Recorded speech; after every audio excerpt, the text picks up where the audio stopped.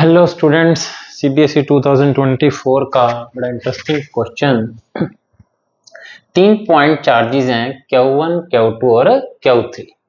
X Y plane में है और उनकी पोजीशन दे रखी है। एक्स वाई प्लेन वैसे तो बनाने की जरूरत नहीं पड़ी, बट फिर भी चलो एक्स वाई प्लेन ड्रॉ कर देते हैं। एक चार्ज पार्टिकल तो पड़ा है ओरिजिन पे, जो है Q2।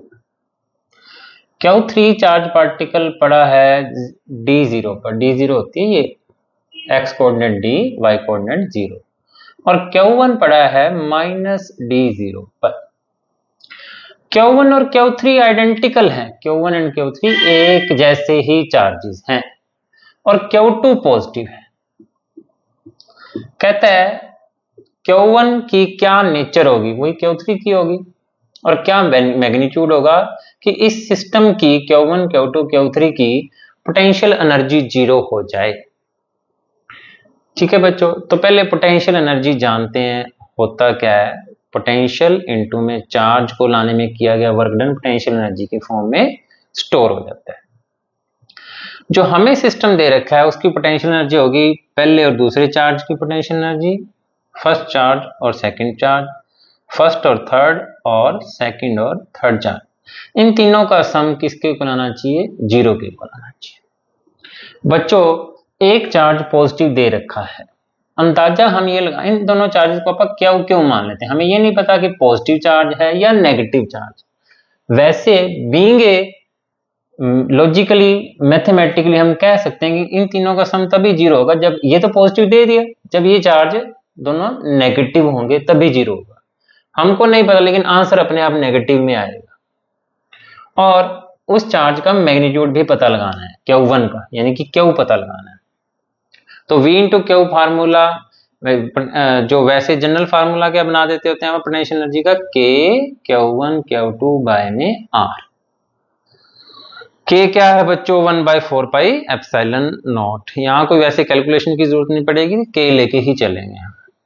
K फर्स्ट और सेकंड चार्ज की पोटेंशियल एनर्जी Q, और उसको Q2 कह दो या कैपिटल Q कह दो, कोई दिक्कत नहीं है। Q2 कहना है Q2, Q1 Q2 कह दो, और Q1 को मैंने क्या माना है? Q, और Q2 को प्लस का Q, क्योंकि उन्होंने दिया है पॉजिटिव चार्ज।